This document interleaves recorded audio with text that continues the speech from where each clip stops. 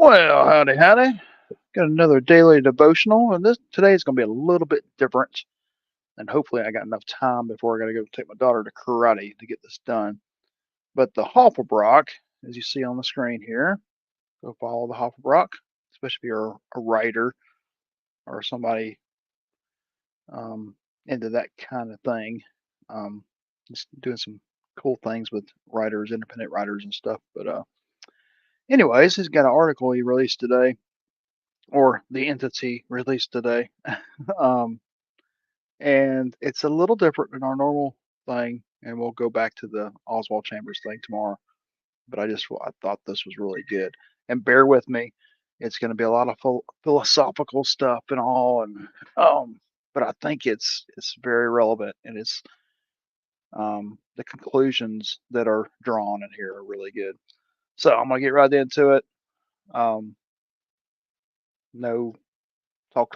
So today, all right. So human history is riddled with corruption. No institution, whether political, cultural, or religious, has been able to escape it.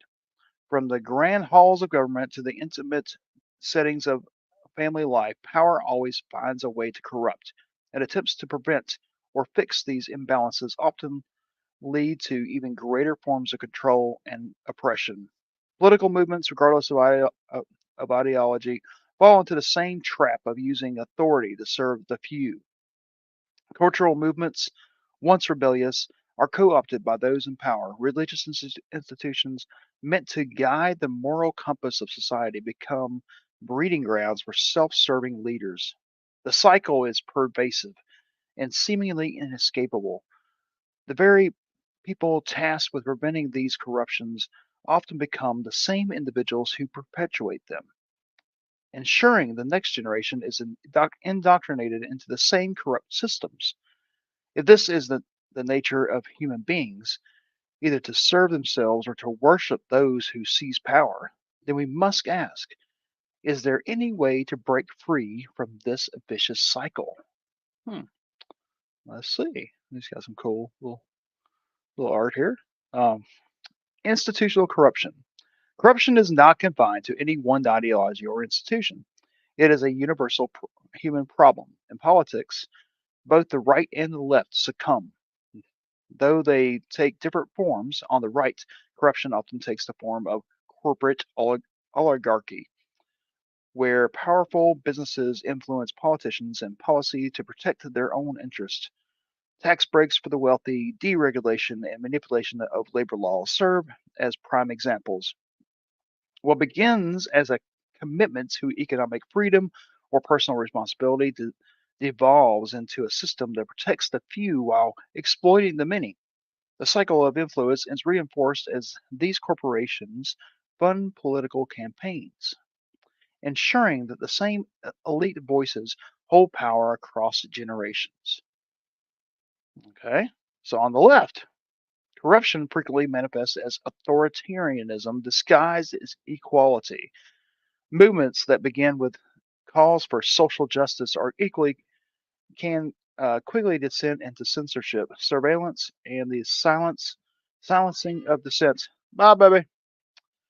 History offers examples like the Soviet Union or Maoist China, where efforts to build a utopia of equality led to authoritarian regimes that inflicted immense suffering. The noble pursuit of fairness and equality turns into ideological control, where dissent is no longer tolerated and power is concentrated in the hands of a few leaders who claim to be the protectors of the people. Adding another layer is the bureaucratic state, which represents corruption by inefficiency and self preservation. Yeah. Bureaucracies grow, becoming vast and unaccountable machines focused on maintaining their existence rather than the serving the people. Scandals of misused funds and abusive practices in government agencies rarely lead to meaningful consequences, reinforcing a culture of impunity. The next generation of bureaucrats is groomed with the system, indoctrinated to protect the status quo rather than reform it, ensuring the cycle of corruption continues unchecked. Okay, bear with me. Bear with me. This will get good. Trust me. Culturally, corruption is equally pervasive. Countercultural movements, which often begin with genuine resistance to mainstream power, are quickly co-opted by the very forces that rebelled against it. The punk movement, once symbolized as rebellion, became a fashion statement sold by the major corporations. Grunge, too, started as an anti-commercial, anti-establishment force, only to be commodified and commercialized.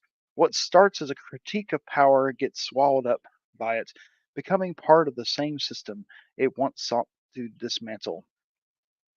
Social justice movements, despite their well meaning beginnings, often fall prey to the human tendency for cult like authoritarianism.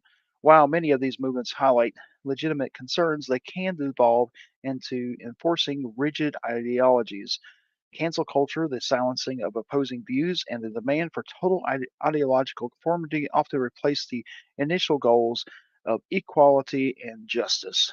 When leaders or influencers within these movements become untouchable or unquestionable, the movement shifts into a personally driven form of control that is no different from the cults of personality in politics. Even conservative ideals, which often emphasize traditional values and personal responsibility, are not immune to corruption.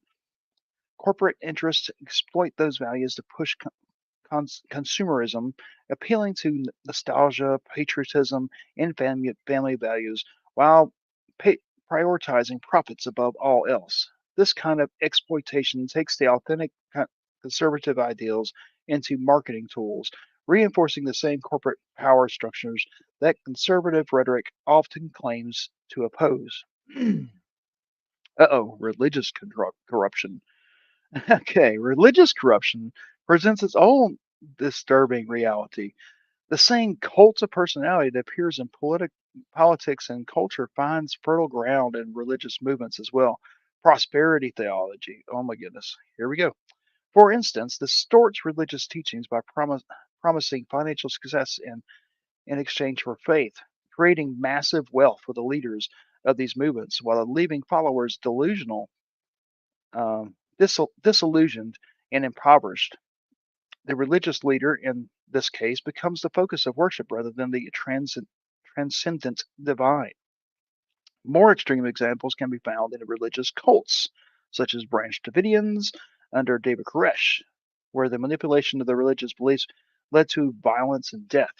These cults twist religious teachings into personal power, turning faith into a weapon of control on a broader level.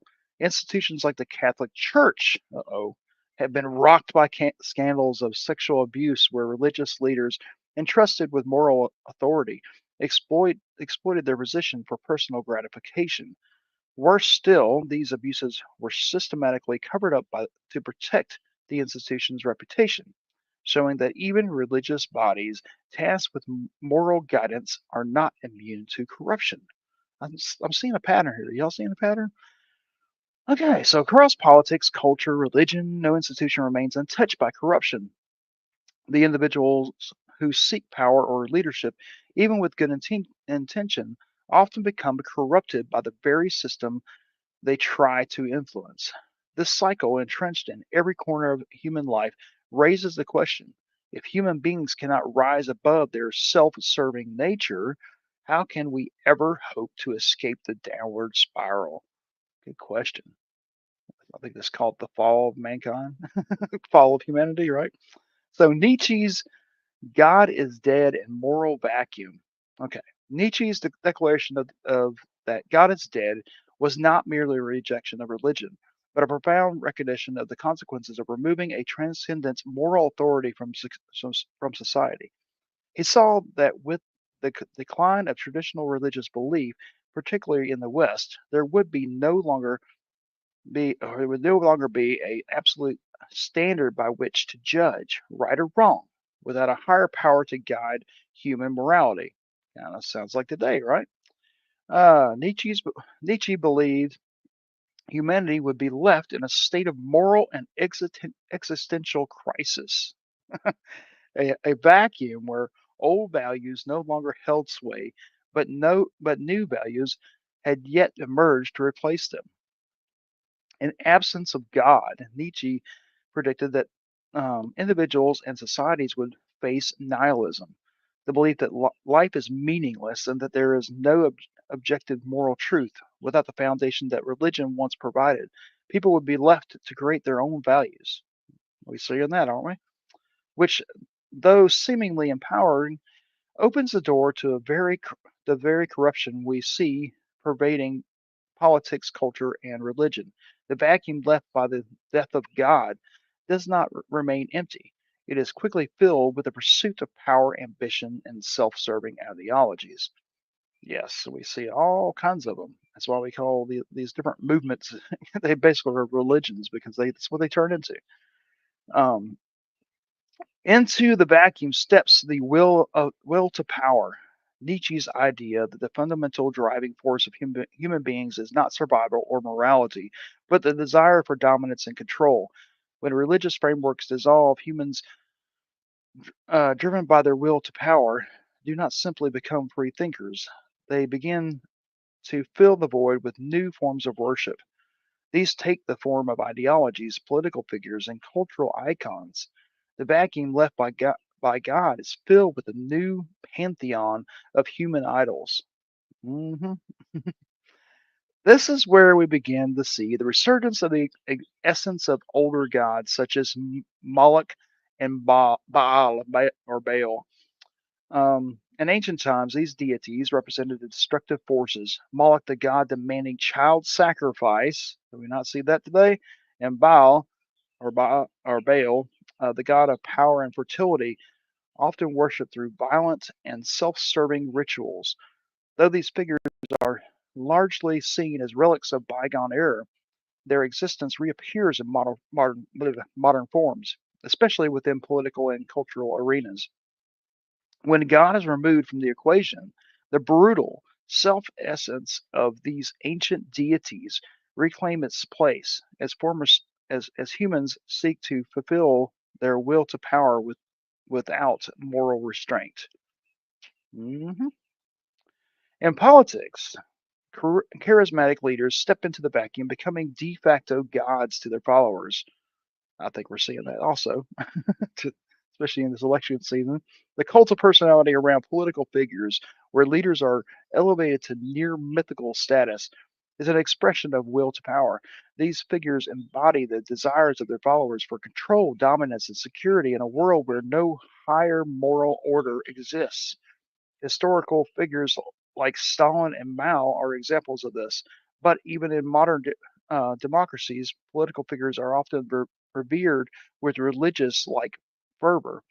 The moral vacuum left by the death of God doesn't eliminate worship, it redirects it toward flawed human leaders, creating new idols that demand loyalty and obedience. There's some obvious examples of that. I'm sure you can think of some. Similarly, in culture, celebrities and influencers take the role of moral and social guides, shaping the values of society in ways that often mirror the cults of ancient gods. These figures amass followers who treat their words and actions as gospel, despite the absence of any deeper moral foundation. The worship of celebrities, the constant fixation on fame and material success, reflects the vacuum of higher purpose that has been left unfilled by the retreat of traditional religion. Just as Moloch demanded sacrifice, modern culture demands the sacrifice of individuality, authenticity, and critical thought in exchange for the approval of celebrity idols. The same vacuum that allowed for the rise of the cults of personality in both politics and culture inevitably seeps into religion as well. Without a higher standard, religious leaders themselves can become the objects of worship, replacing the divine authority they are supposed to serve. Figures like prosperity preachers and cult leaders draw their power from the same human need to worship something, anything, when God is no longer present. The corruption of religious authority, the rise of self serving religious figures, is yet another symptom of the moral vacuum that Nietzsche predicted. And this moral void, where no absolute truth exists and no higher authority governs, humanity flounders. We replace God with human idols, with a pursuit of power, with cults of personality, all of which exacerbate the very corruption we seek to escape. Nietzsche was right in identifying the crisis that would follow the death of God. Without a transcendent standard, human beings fall into chaos, driven by ambition, greed, and the relentless will to dominate. The question then becomes, how do we escape the nihilism and the corrupting influence of human nature when there is no higher authority to guide us? The Ubermensch. Oh, that's a fun word. I don't even know about. I think it's Obermensch. I think it's with the U with the umlaut thing. Anyways, I'm gonna probably butcher it. If you're German speakers, I'm sorry. In response to the moral vacuum left by the death of God, Nietzsche proposed the concept of the Übermensch, or overman. The Übermensch, which would be a person capable of transcending the nihilism created by the absence of higher power, someone who would not be bound by traditional moral values or religious dogma, instead of succumbing to the despair of seeking no idols to worship. The Übermensch would rise above, creating their own values and meaning in a world where none exists objectively. This individual would reject the herd mentality, standing apart from the masses, embodying the fullest expression of human potential and power. The Ubermensch, in Nietzsche's vision, would assert their will to power, not in the crude sense of domination over others, but as a creative force, shaping their own life and value without relying on the dictates of society, culture, or religion. The ideal figure would live authentically, forging their own path in a world where external moral structures have crumbled. In many ways, the Übermensch is Nietzsche's solution to the crisis of nihilism, and no higher moral authority exists. Then individuals would become their own source of meaning and morality. And I think that's pretty much our individualist culture today, right? We all have our own meaning and morality, each and every single one of us. And you have to accept it. That's kind of weird. All right. So, however, while the idea of the Ubermensch is alluring in theory, it is fraught with dangerous implications. Nietzsche imagined the Ubermensch as a being who would rise above the corruption, using their will to power constructively rather than destructively. Yet, if human history has shown us anything, it is that power, even the pursuit of personal power, rarely remains uncorrupted. The same will to power that Nietzsche believed could liberate the Übermensch from societal constraints is the very force that drives the corruption we see in politics, culture, and religion. Wow, this is a lot. What time we got? 5:26. Okay. In practice, the idea of Ubermensch could easily devolve into unchecked individualism, a person who answers only to themselves with no higher moral framework to guide their actions. While Nietzsche framed this as an empowering liberation from outdated values, the reality is that without a transcendent authority to hold individuals accountable, the Ubermensch runs the risk of becoming just another form of tyranny, a tyranny of self. Wow. Yeah. Yeah. I like that. Can you highlight things on here? No, you can't. Seems like my normal stuff. I like that. When human beings create their own values detached from any higher standard, the door opens for moral relativism, where the individual can justify any action, no matter how selfish or destructive as part of their personal power. The Übermensch is, in a sense, Nietzsche's attempt to resolve the crisis of authority by replacing all moral and existential responsibility on the individual. Yet, how can we trust individuals to rise above the corruption that has plagued every human institution throughout history? If political and cultural leaders are corrupted by power, what makes us believe that the individual acting as their own source of power and morality will be any different? The Ubermensch, free from any external moral constraints, might simply become another version of the very same corruption that they are meant to overcome. Only this time on the deeply personal level. Furthermore, while Nietzsche envisioned the Übermensch as a rejecting the worship of human idols, the absence of an external moral authority leaves them vulnerable to the same cult-like tendencies that infect politics, culture, and religion. How does an Übermensch avoid becoming their own idol? Without a transcendent moral compass, even the self-empowered individual can fall into the trap of self-worship, while where their desires, ambitions, and power become the ultimate authority. This is nothing more than a form of egocentrism and egocentricity. My goodness, where the individual is no longer accountable to any greater moral truth, and the line between empowerment and selfishness becomes increasingly blurred.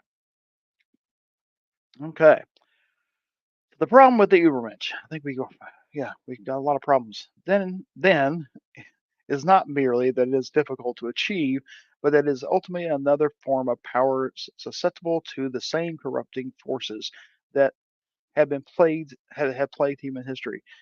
If we cannot trust the political or religious leaders to wield power within corruption, how can we expect any individual free from all constraints to do so? The Ubermensch is an ideal that sounds noble in theory, but risks becoming another iteration of the very cycle of corruption Nietzsche sought to transcend. Well, we got this Ubermensch guy, I guess here. Um, all right, so now we're getting to the better part.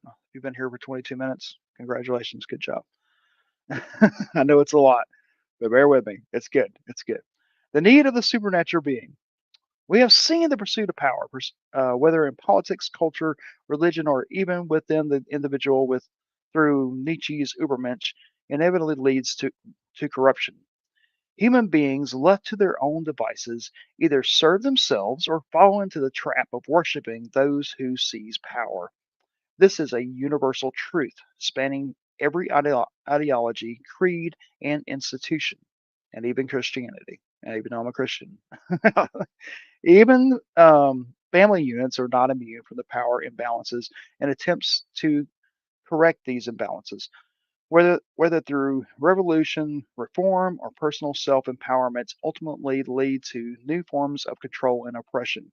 The vicious cycle continues because those tasked with fixing the problem of power often become the new bearers of corruption, perpetuating the very systems they sought to change.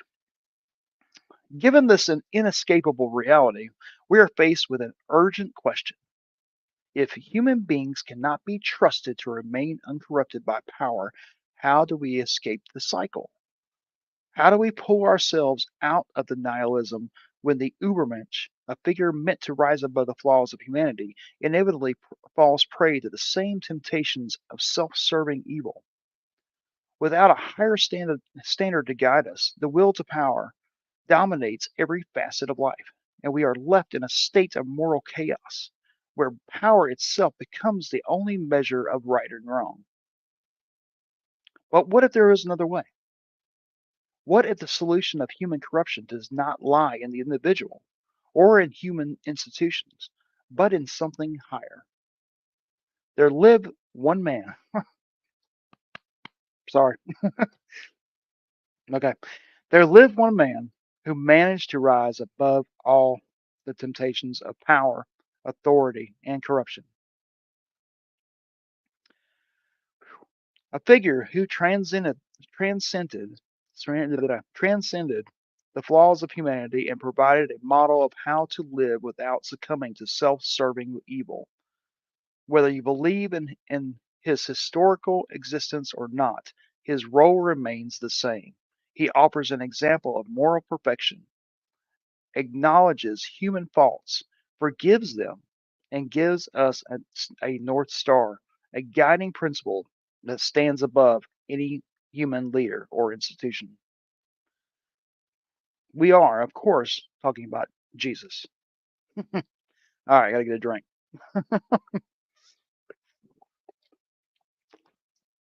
All right, now we're on the good part. See, Jesus came in here, so it's good. We can call this a devotional. Jesus, as portrayed as a Christian in the tradition, embodies the perfect solution to the problem of corruption. His teachings, his actions, and his life represent a moral framework that transcends human flaws. He did not seek power for himself, nor did he use his influence to dominate or exploit others. Instead, he acknowledged the inherent weakness of human beings and forgave them, offering a path to redemption that did not require self worship or the endless pursuit of power. He did not become another idol to be worshipped for his authority. He became a symbol of self-sacrifice and humility, setting an example for humanity to follow. It doesn't even matter whether you believe Jesus physically walked the earth or if you view him as a mythical ideal. Okay. Mm. Of course, I don't agree with this, but the role he plays in this argument remains essential. Jesus offers a moral compass that is above human ambition, reminding us that no person, no political leader, no cultural icon has dominion over us as individuals. He is the embodiment of the one true higher power that stands above the corrupting influence of human institutions. In this sense, a supernatural authority. Do-do-do. A being of force greater than humanity becomes the only solution to breaking the cycle of corruption. Without a transcendent moral standard, humans are left to their own flawed devices, con- constantly falling into the traps of power, greed, and selfishness. A supernatural being, particularly one like Jesus, provides an external uncorrupted standard by which all human behavior can be measured. No human being, regardless of their charisma, influence, or personal philosophy, can claim ultimate authority because the higher power serves as the unchanging ideal that stands above all. This doesn't mean that the supernatural authority must necessarily be Jesus, though he serves the clearest and most powerful example. The central point is that only a being outside of humanity can provide the moral structure needed to rise and above the cycle of corruption. Humans left to their own devices will always fail because we are prone to self-serving behavior and worship of those who wield power.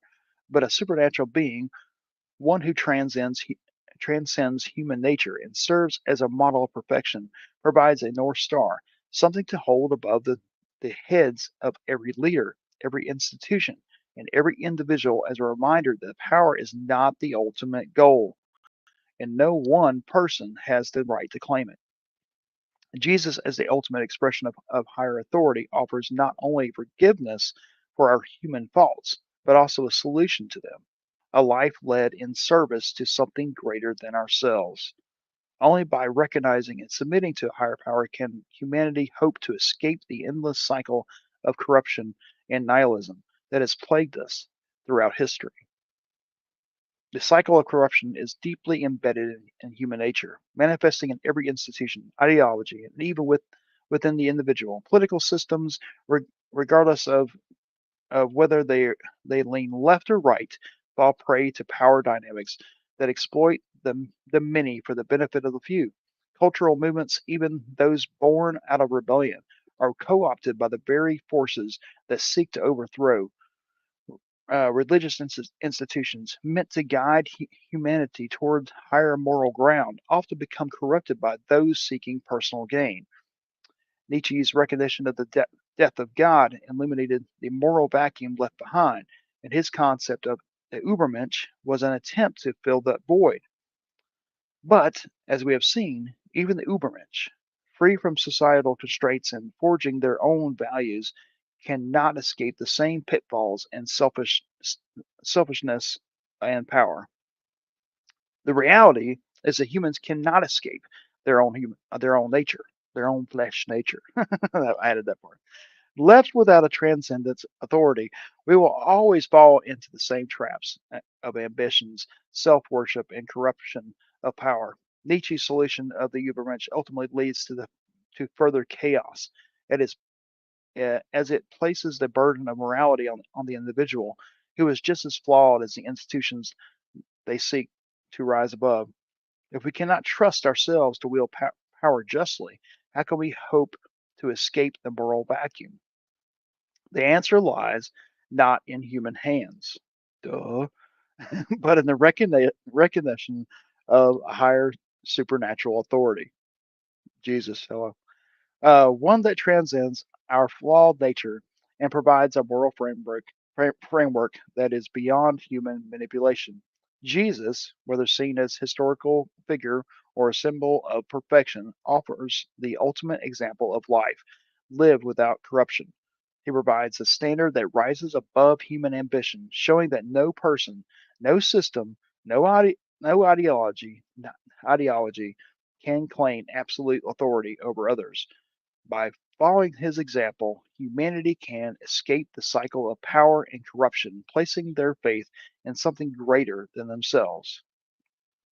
Ultimately, the only way to break free from the corruption inherent in human systems is to submit to the higher power, a power that transcends human flaws and offers a North Star by which all actions can be judged. Whether through Jesus or another divine ideal, the need for a supernatural authority is the only answer to the endless cycle of corruption, providing humanity with the guidance and moral clarity it so desperately needs. Da, da, da. Okay, so that was, let's go all the way back up here. That's kind of long, I'm sorry. The Hofflebrock. So go follow the Hofflebrock on Nietzsche and corruption. And you can obviously see why I liked it and thought it was relevant for our talk today. Whoa. Okay. Yeah. Yeah. I mean, this was a work of art in my mind, in my because it took it from a totally non-religious perspective and broke it down to logic. I mean, just logically. And that's where I go too. It's like you have to logically, especially if you're logically minded, process all this stuff as far as religion, as far as which religion, which God, which, what makes the most sense. And Jesus makes the most sense. It's it is the logos, it is the logic, it is the word. He is the word. And he came and showed us the way. He did show us the way, and it makes so much sense. And the closer society has been to following Christ and following his way, the better it's been. I mean, just it just has. And of course, many people bring up the crusades and all these different things like that. Yes, man is corrupt. And this whole article pointed out step by step in all the different fashions and in every single way. Man is corrupt, even in religious institutions. But if they can get back to if government can follow Jesus, if the churches and religious institutions can follow Jesus, and if your family, your own family structure inside your home can follow Jesus, and your local community can follow Jesus as all follow his way, follow what would Jesus do kind of plan, then you'll be much better off. I mean, society would be much better off. But anyways, I thought it was great, and this is much longer than I normally go, but I thought it was pretty cool. And back tomorrow, we'll be back on Oswald Chambers, the short and sweet ones. My utmost for his highest.